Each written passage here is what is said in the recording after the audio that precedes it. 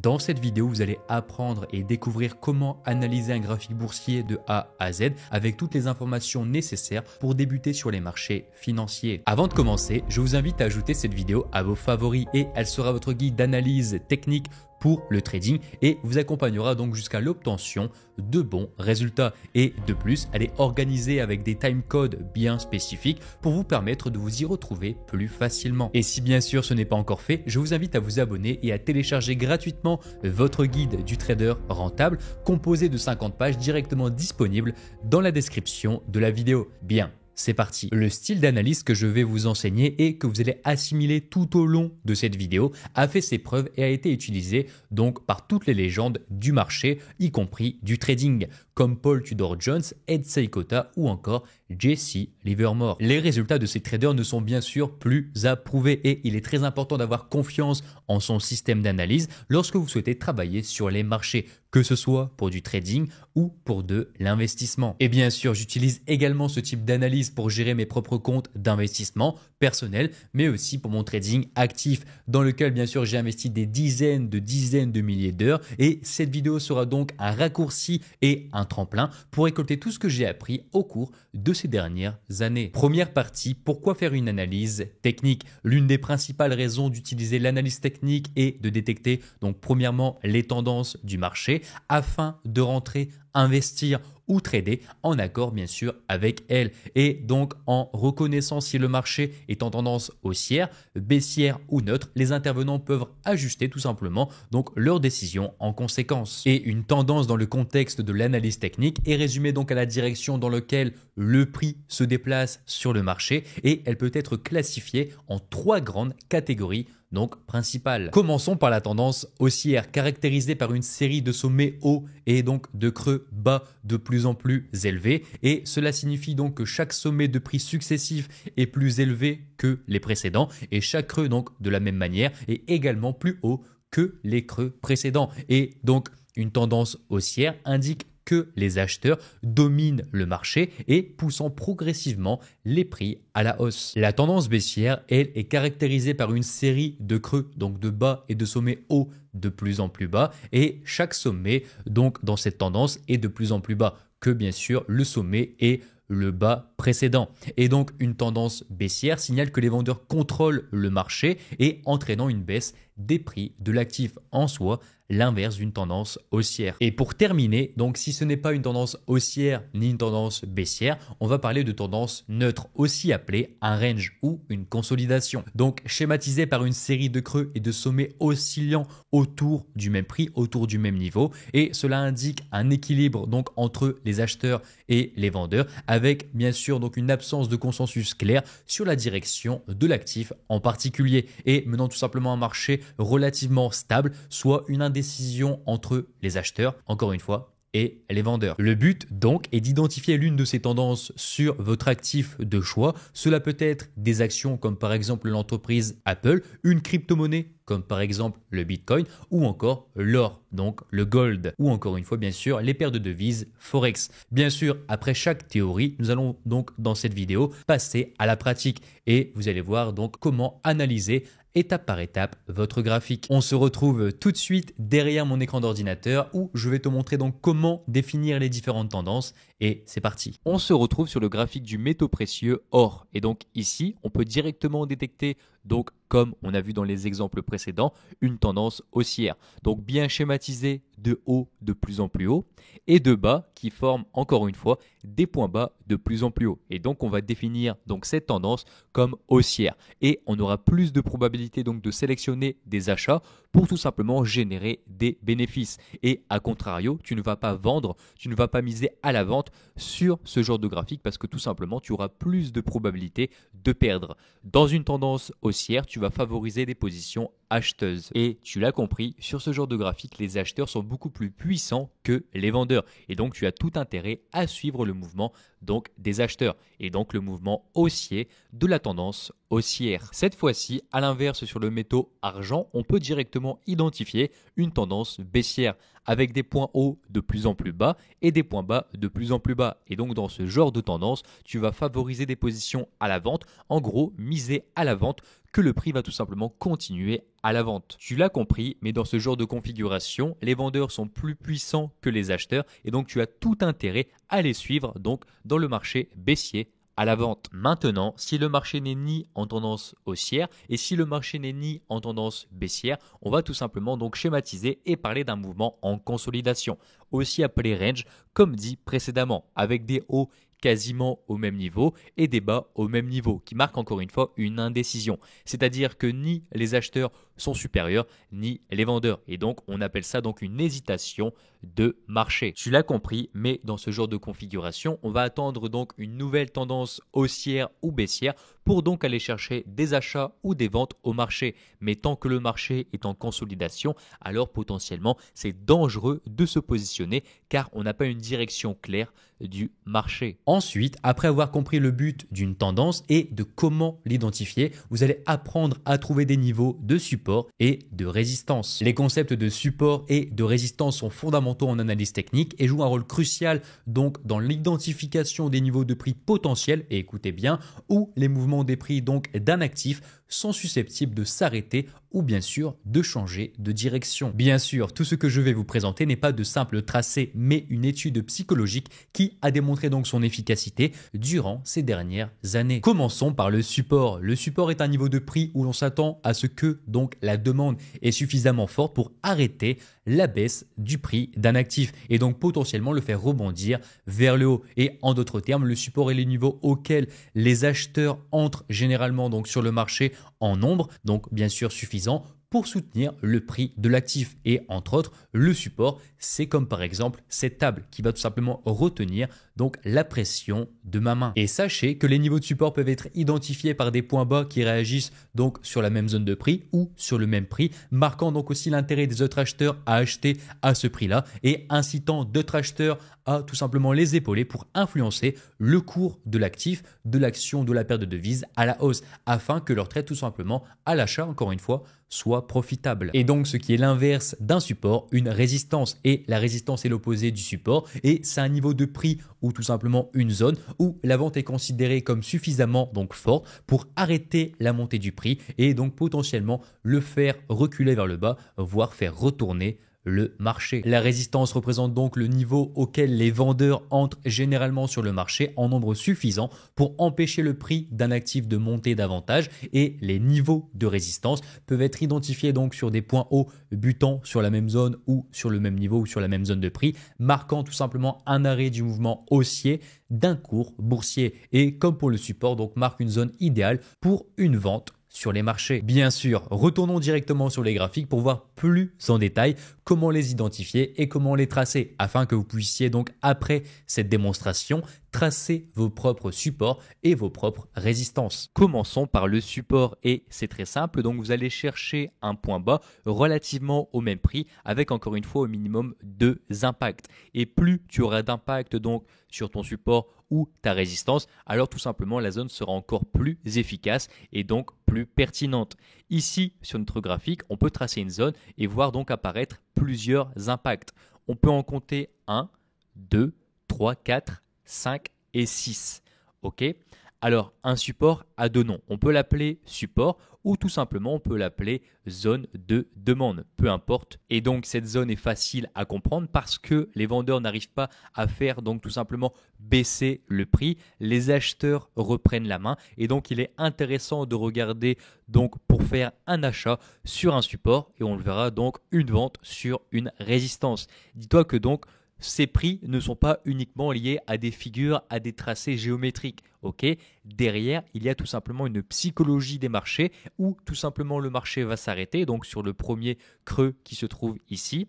Le deuxième, les acheteurs vont commencer à rentrer parce que tout simplement, ils se disent que le prix est intéressant. Et en fait, encore une fois, ça va être un suivi de foule. On appelle ça la prophétie autoréalisatrice. C'est-à-dire si un grand nombre de personnes, un grand nombre d'acteurs fait quelque chose sur le marché, alors tout simplement, il aura plus de chances de se produire. Et donc, c'est le cas des supports et c'est le cas des résistances. Ici, donc sur cette zone de support, sur cette zone de demande, il est très intéressant d'aller acheter le marché ou en aucun cas donc vendre le marché ou de favoriser une vente, mais plutôt de revoir un scénario à l'achat si bien sûr vous avez des confirmations. Et c'est ce qu'on verra donc bien sûr dans le reste de la vidéo. Et donc à l'inverse, la résistance qui elle donc sera très utile pour aller favoriser des positions vendeuses, miser à la vente, et donc tu ne vas jamais acheter ou tout simplement prévoir un scénario à l'achat si tu es proche d'une résistance. Et donc pour tracer la résistance, c'est simple, tu vas englober les mèches et les corps donc des bougies pour ensuite tracer cette zone. Et aussi tu peux donc l'appeler la zone d'offre. Ça peut s'appeler zone d'offre comme résistance, comme le support peut s'appeler zone de demande ou alors un support au marché. Et à l'inverse, sur cette zone, les vendeurs seront beaucoup plus puissants et les acheteurs seront de moins en moins puissants. Donc si vous êtes en mise à l'achat, si vous êtes en position à l'achat, faites très attention à l'approche donc de cette zone de résistance. Cette zone d'offre est pareil pour le support. Si tu es en position à la vente, tu vas faire attention à l'approche tout simplement des supports et qui prouve donc que sur cette zone, les vendeurs sont plus puissants que les acheteurs et sur le support, les acheteurs sont plus puissants que les vendeurs. Bien sûr, tu t'en doutes, mais ces zones n'ont pas 100% de probabilité de faire retourner le prix. Mais encore une fois, une probabilité inconnue, mais quand on voit donc ce genre de psychologie, on peut se dire qu'on a plus de chances d'aller favoriser une vente et sur un support, un achat. Encore une fois, c'est la psychologie des foules qui va faire que si le support ou la résistance va fonctionner. Mais maintenant, donc, qu'est-ce qu'il se passe si la zone d'offre, si la zone de résistance casse? Alors c'est très simple, si donc la zone de résistance casse, donc par exemple par le haut, et donc vient tout simplement toucher les ordres des vendeurs, alors là c'est très important parce que si le marché revient sur cette zone donc à l'effet inverse, donc le marché ne va pas faire des points hauts et repartir à la baisse, mais refaire tout simplement un point bas, donc pour venir toucher la zone de résistance et repartir vers la hausse. Et donc là, on va tout simplement appeler ça un changement, donc un retournement de rôle, c'est-à-dire la zone de résistance devient un support et donc inversement, si ça se passe donc sur un support, et bien tout simplement la zone de support devient une zone de résistance. Encore une fois, n'oubliez pas que pour valider un support ou une résistance, il faut compter au minimum 2 impacts. Et plus tu auras d'impact sur ces zones, alors encore une fois, donc la puissance des intervenants et la psychologie des foules sera puissante parce qu'on se dit voilà, il y a énormément d'acheteurs qui rentrent dans ce cas de figure. Et dans ce cas de figure, si on voit par exemple comme ici 5, 6, 7 impacts en tant que résistance, alors on peut se dire que vraiment les vendeurs veulent vendre sur ce prix et donc il faut faire vraiment attention à ce prix. Si bien sûr tu veux acheter le marché, tu as tout autant donc intérêt à attendre la cassure de la résistance pour continuer à favoriser des achats. Et à contrario, pour ton support, si tu veux continuer à vendre et à miser à la baisse, tu devras attendre donc la cassure du support. Maintenant que tu as compris que le support et les résistances ont tout simplement un prix horizontal, donc très important pour les acheteurs et les vendeurs, on va voir aussi qu'il existe donc des supports et résistances obliques. Bien sûr, celles-ci ne sont pas définies sur un prix et donc moins importantes et moins impactantes. Néanmoins, donc, ne pas les connaître et ne pas les prendre en compte serait tout simplement une erreur technique parce qu'encore une fois, la majorité des gens utilisent ce genre de système et donc prophétie autoréalisatrice, mouvement de foule, effet boule de neige. Si donc une majorité l'utilise, alors tout simplement, ça a plus de chances de fonctionner. Donc c'est très simple, on va prendre une ligne et donc tracer tout simplement un support oblique comme ceci. Et on peut voir tout simplement que donc sur cet exemple, on a un impact, 2 impacts, 3 impacts, 4 impacts. Et donc on peut parler d'un support oblique. Encore une fois, celui-ci aura moins de probabilité de fonctionner qu'un support donc basé sur le prix donc horizontal, mais celui-ci est pertinent. Et on peut le voir donc comme ceci, à chaque fois que le marché s'arrête sur le support oblique, il a tendance à partir vers le haut. Et donc sur ce genre de setup, sur ce genre de configuration, sur ce genre de schéma, tu ne vas jamais favoriser de position vendeuse. Et encore une fois, comme on peut le voir et comme on l'a vu dans les tendances, le marché est en tendance haussière, donc avec des points hauts de plus en plus haut et des points bas de plus en plus haut. Et donc, tu as tout intérêt à tout simplement chercher des positions à l'achat sur ce type de configuration et donc sur un support oblique. Et comme on l'a vu précédemment pour le support horizontal et la résistance horizontale, donc on a vu le support oblique, il existe également des résistances obliques. Donc, vous partez du haut, vous allez relier à chaque fois les points hauts pour tout simplement former une résistance ou donc à l'inverse un support et vous allez compter encore au minimum 2 impacts pour valider la résistance oblique ou alors le support oblique comme on a vu précédemment. Et donc sur le graphique, on peut compter un impact, 2 impacts, 3 impacts en tant que résistance. Et donc comme on a vu aussi précédemment, il est possible qu'un support horizontal ou une résistance horizontale casse et tout simplement inverse son rôle. Et c'est ce qui se passe tout simplement sur ce graphique. Donc sur ce graphique, on voit bien que la résistance oblique a très bien fonctionné, mais que à partir d'ici, le marché a tout simplement effectué un point haut plus haut que le précédent et un point bas plus haut que le précédent. Et donc déjà, en termes de tendance, on est déjà sur un retournement de tendance. Mais en plus, le marché a cassé la résistance oblique.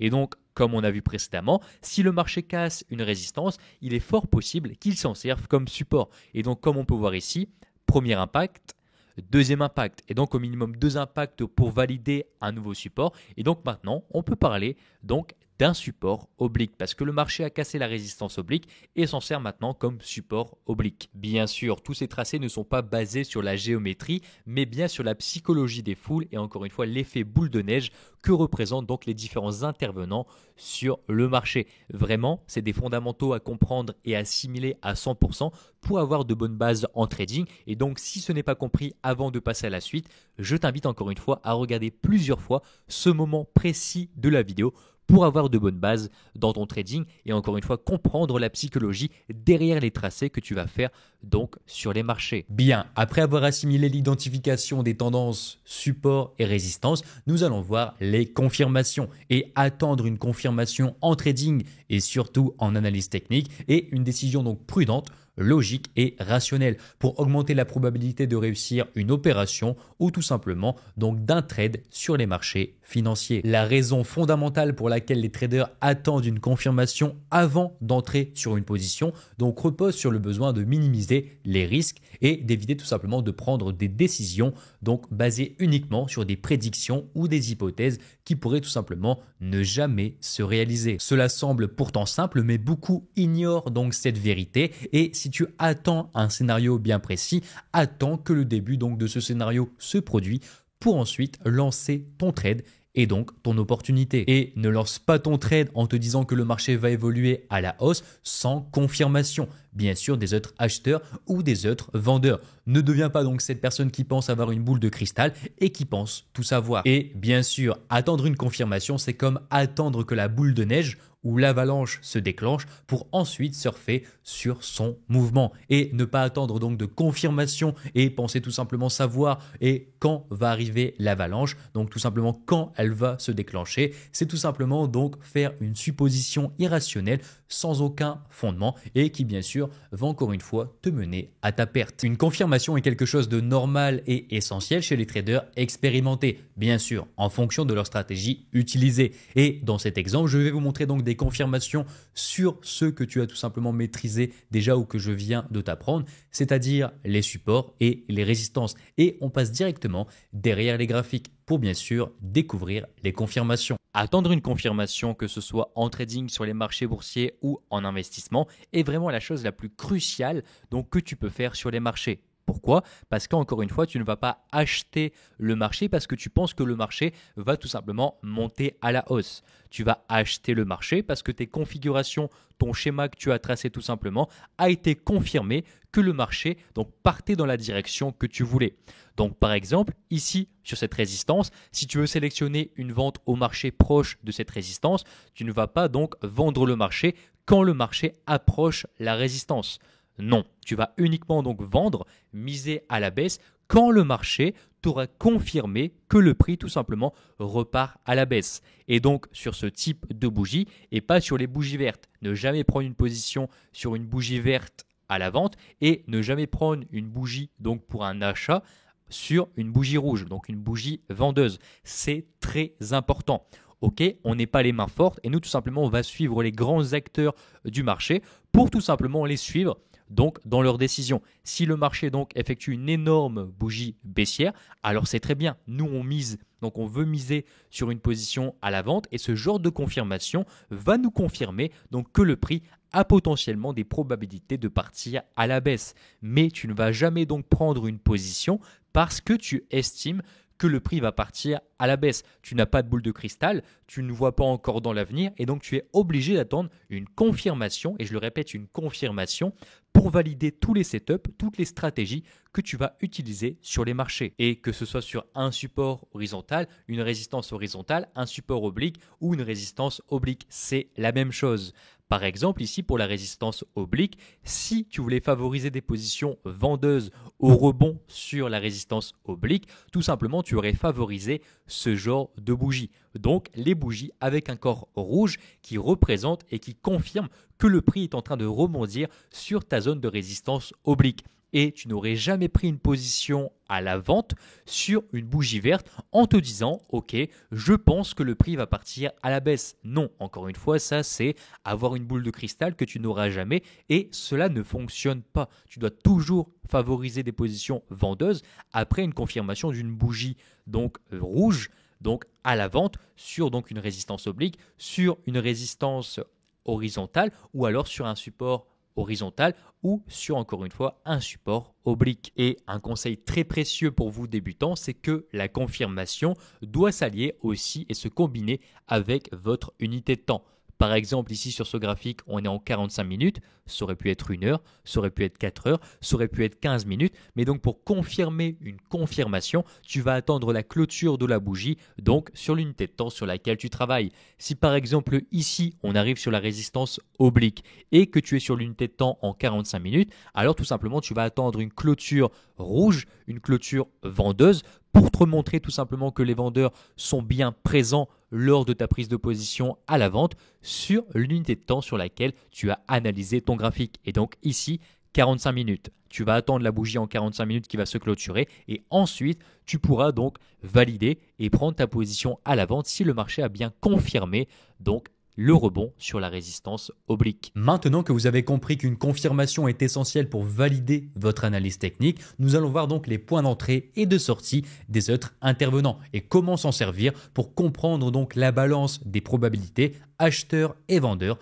sur les marchés. Majoritairement, les acheteurs et ceux qui visent donc un scénario haussier vont placer un stop loss ou un ordre de sortie sous un support afin de se protéger tant que le marché donc ne rompt pas ce niveau en particulier. Et si toutefois donc le marché venait à casser ce support, on aurait une vague de liquidation des stop loss des ordres acheteurs et donc la balance acheteur-vendeur serait plus penché et orienté vers une vente. Et à l'inverse, si les vendeurs visent un scénario baissier, donc placent leur stop loss au-dessus donc d'une résistance afin donc de se protéger efficacement grâce à leur zone où les vendeurs sont puissants et que le prix donc de l'actif vient à franchir donc cette zone de résistance laissant sortir les vendeurs en stop loss, alors tout simplement la balance serait plus penchée en faveur des acheteurs et il serait donc plus favorable d'acheter le marché après une liquidation des positions vendeuses. Je sais, bien que les termes évoqués donc soient un peu plus poussés que les bases, comprenez que cette compréhension est tout aussi donc vitale pour se positionner de façon correcte et réfléchie et visant à améliorer donc les probabilités de réussir un trade, que ce soit à l'achat ou que ce soit à la vente. Entrez donc à la vente à un endroit qui mettrait fin au plan donc des intervenants qui étaient de base à l'achat et entrez à l'achat à un endroit qui invaliderait le scénario des vendeurs. Voilà donc une règle primordiale pour, en plus de la tendance de base, donc améliorer les probabilités de réussir un trade sur les marchés. Bien sûr, on passe directement derrière les graphiques pour vous expliquer cette manœuvre. On se retrouve une nouvelle fois sur les graphiques et cette fois-ci pour voir un facteur qui va encore une fois changer les résultats donc d'un trader débutant et un trader qui va commencer à faire des bons profits sur les marchés. C'est-à-dire prendre position à l'achat là où les vendeurs sont liquidés sur le marché et prendre des positions vendeuses là où les acheteurs sont liquidés sur les marchés. Et donc, pour notre exemple, on se retrouve donc sur ce graphique avec une zone d'offre, donc une zone de résistance. Et donc, si tu voudrais avoir pas mal de probabilités de sélectionner un trade sur tout simplement donc cet actif, il serait très intéressant d'attendre la cassure de la zone d'offre. Pourquoi ? Parce qu'encore une fois, donc sur la zone d'offre, on sait que sur une zone d'offre, les vendeurs vont favoriser des positions à la vente. Mais donc sur cette zone d'offre, tu t'en doutes que les positions donc stop loss, les ordres stop loss qui vont liquider les positions, parce que quand tu te positionnes sur les marchés, tu places un stop loss et un take profit. Et donc généralement, la majorité des stop loss des vendeurs qui vont choisir cette zone d'offre comme zone pour vendre le marché, vont placer tout simplement un stop loss au-dessus de cette zone. Et donc si le marché vient casser cette zone d'offre, alors tout simplement la majorité des vendeurs qui étaient en position auront été liquidés et auront perdu de l'argent. C'est-à-dire encore une fois que la balance acheteur-vendeur, parce que tout est régi encore une fois par l'offre et la demande, les acheteurs et les vendeurs, là ça serait beaucoup mieux donc de favoriser un achat parce que donc la majorité des vendeurs n'auraient pu trouver intéressant donc le marché à la baisse et tout simplement leur scénario à la baisse aurait été tout simplement invalidé. Pour eux, c'est très intéressant de vendre sur une zone de résistance ou une zone d'offre et de placer un stop loss au-dessus. Mais si le marché vient casser cette résistance, donc ce prix intéressant pour vendre le marché, alors tout simplement, ils n'ont plus aucune raison de rester donc acteur-vendeur sur le marché. Et là, c'est à toi de rentrer en position à l'achat, à la cassure de la zone d'offre et donc pareil à la cassure de la zone de demande. Je vais tracer une zone ici sur le graphique et on va voir. Donc voilà, ici je trace une zone de demande. Donc on peut voir ici, on peut appeler ça donc une partie, une zone de consolidation, un marché en range. On a vu donc précédemment la tendance haussière et la tendance baissière. Et sur ce niveau très bien précis, moi j'adore personnellement ce genre de structure, ce genre de pattern, parce que donc si le marché casse la zone de demande, on va liquider les positions acheteuses que les acheteurs ont tout simplement placées ici. Donc premièrement ici, deuxièmement sur ce niveau et troisièmement, quatrièmement donc sur ces points. On sait que sur ces points, sur cette zone de support, donc sur le prix horizontal, les acheteurs sont en vain à acheter le marché. Mais si cette zone vient casser, leur stop loss sera touché et donc là, la balance acheteur-vendeur sera donc plus propice et plus favorable aux vendeurs. Donc favoriser des positions vendeuses quand les acheteurs se font liquider et encore une fois, favoriser des positions acheteuses quand les vendeurs se font liquider. Et donc sur ce genre de zone, sur ce genre d'exemple, si le marché casse la zone d'offre, tu vas favoriser une position à l'achat. Et si le marché donc casse cette zone de demande, alors tout simplement tu vas favoriser des positions à la vente. Ok? Et encore une fois, tout ce que j'ai expliqué dans cette vidéo est complémentaire. Tu vas attendre une confirmation. Si tu n'as pas de confirmation, alors tout simplement tu ne prends pas position. Et ici, donc on est sur le graphique en 4 heures. Une bougie est égale 4 heures. Et donc tu vas attendre encore uniquement une clôture en 4 heures à la cassure de ta zone de demande, donc support, ou à la cassure de ta zone d'offre, donc résistance, pour valider ton scénario et donc ton opportunité. Bien, on passe sur un exemple un peu plus complexe. Donc, on va voir donc les résistances obliques et les supports obliques et comment fonctionnent, comment vont placer un stop loss les acheteurs et les vendeurs. Alors là, c'est très simple, c'est-à-dire sur un point haut, généralement les gens, les personnes, les intervenants qui vont vendre le marché vont tout simplement donc placer leur stop loss, leur ordre de sortie donc au-dessus de ce point haut. Pareil, donc si comme ici, on était donc sur un support oblique, les personnes qui vont favoriser et qui vont chercher des achats sur ce support oblique vont placer donc sur chaque point bas un stop loss. Et donc, comment interpréter ça et comment rentrer en position sur ce cas de figure? Alors, c'est très simple. On va attendre donc tout simplement que la balance acheteur-vendeur s'équilibre avec une première liquidation des positions donc des vendeurs. Alors, c'est très simple. Ici, vraiment, c'est un très bel exemple. On voit donc sur l'argent en 45 minutes un plus haut. Et donc, on peut estimer que sur ce plus haut, les vendeurs ont placé donc leur stop loss. Et donc, c'est très intéressant parce que quand le marché ici vient casser donc cette résistance, qui liquide aussi donc les stop loss des vendeurs qui se sont positionnés, tu valides donc le pullback, le rebond sur la résistance oblique maintenant devenue support. Et là, c'est très intéressant d'aller chercher une position achat au marché. Parce qu'encore une fois, donc ici où toi tu veux rentrer en position donc sur cette belle bougie donc haussière, tu as liquidé les positions vendeurs, donc les vendeurs qui sont positionnés sur ce point haut pour aller chercher donc miser à la baisse et chercher des profits à la baisse. Toi, tout simplement, tu vas toucher leur stop loss. Et donc, la balance acheteur-vendeur s'équilibre. Et donc, encore une fois, tu as plus de probabilité que le marché parte à la hausse. Et on repart donc sur les tendances apprises au début. Une tendance, c'est des points hauts de plus en plus bas et des points bas de plus en plus bas pour une tendance baissière. Mais à partir d'ici, et tu vas comprendre que c'est logique, on voit tout simplement des points bas de plus en plus haut et des points hauts de plus en plus haut. Et donc, qui prouvent et qui montrent que la tendance est en train de s'inverser. La tendance s'inverse et donc c'est très intéressant parce qu'encore une fois, on a été touché les stop loss des vendeurs. et potentiellement eux qui sont en train de changer leur ordre et de repartir à la hausse. Et donc, pourquoi pas aller chercher une position à l'achat parce que c'est très intéressant techniquement. On a passé un plus haut, on est en changement de tendance, en retournement de tendance et on a pris position là, encore une fois, et vraiment c'est le conseil en or, on a pris position là où les vendeurs donc avaient invalidé leur scénario. Là actuellement, si tu es vendeur, tu n'es pas vraiment bien parce qu'encore une fois, tu as placé les stop loss au-dessus des points hauts et on est venu liquider ces points hauts. Voilà, j'espère que tu as compris ces concepts et que maintenant, donc, tu vas chercher à prendre des positions à l'achat là où les vendeurs donc sortent de position et tu vas chercher des positions à la vente, miser à la baisse là où les acheteurs sortent de position. Et surtout, n'oubliez pas que chaque chandelier a une histoire et chaque chandelier sur vos graphiques vous montre quelque chose, donc et plus précisément la psychologie humaine derrière le cours boursier que vous êtes bien sûr en train d'analyser. Bien, maintenant que vous avez les bases de l'analyse technique, je vais vous montrer donc en quelques minutes la plateforme qui va vous permettre donc de réaliser des analyses techniques de façon professionnelle. Et bien sûr, si tu la connais déjà, alors je t'invite à passer donc au chapitre suivant grâce au timecode.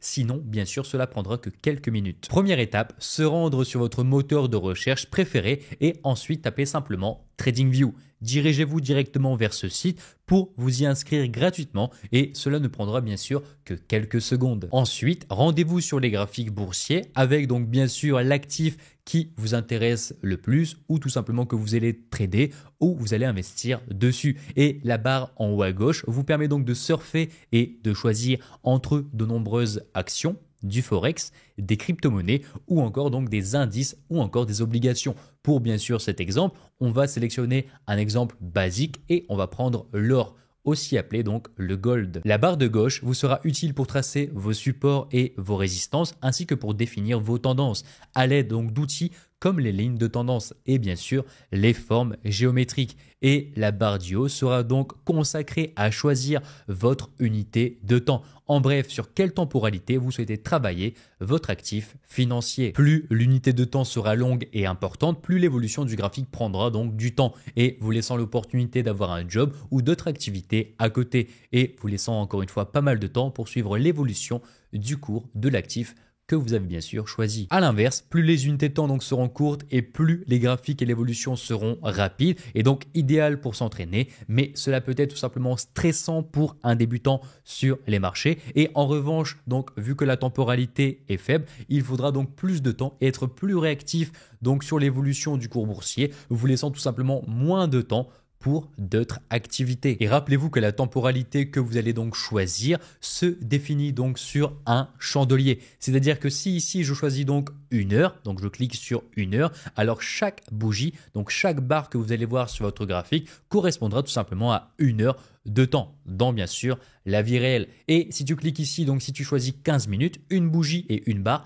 correspondra à 15 minutes. Et si tu choisis donc journalier, chaque bougie correspondra à une journée. Bien sûr, si une vidéo sur TradingView de façon détaillée vous intéresse, alors je vous laisse tout simplement donc à l'écran une vidéo qui vous expliquera donc avec plus de détails la plateforme et de A à Z. Et nous, dans cette vidéo, on va se concentrer davantage donc sur l'analyse d'un graphique boursier. Et c'est d'ailleurs ce que nous allons faire à partir de maintenant. J'espère que tu as pris des notes et donc retenu toutes les leçons que je t'ai appris depuis le début de cette vidéo. Et tout de suite, je vais te montrer donc étape par étape comment analyser un cours boursier de A à Z pour ensuite tirer une conclusion et voir tout simplement si une opportunité s'en dégage de trading ou alors d'investissement. Passons tout de suite au premier graphique que nous allons analyser. Pour commencer et avant d'arriver sur chaque nouveau graphique boursier, on va définir donc la première étape qui est définir la tendance. Alors la première partie du graphique, on pourrait parler potentiellement d'une tendance haussière, marquée et schématisée par des points hauts de plus en plus hauts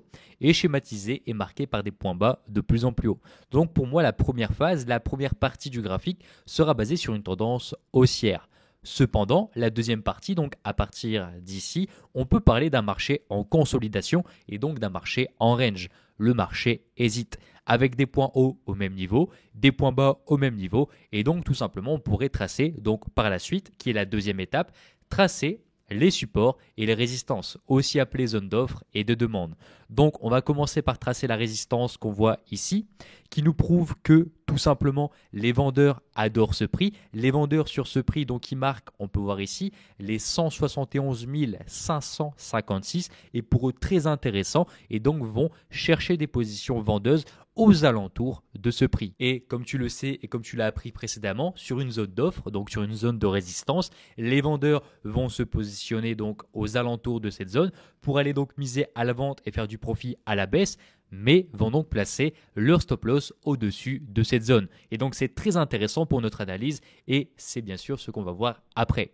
Ensuite, donc toujours sur l'étape des supports et des résistances, zone d'offre et de demande, on peut ici donc apercevoir une énorme zone de support, donc aussi appelée zone de demande, que je viens tracer. Et de même, donc comme j'ai dit précédemment, les vendeurs, donc eux, placent leur stop loss au-dessus de la zone d'offre, mais eux, les acheteurs, vont placer leur stop loss en dessous de la zone de demande et viennent acheter ce prix parce que ce prix est intéressant à l'achat. Ok, et c'est pourquoi on se retrouve tout simplement dans un marché neutre, une consolidation où la balance acheteur, la balance vendeuse est tout simplement équilibrée.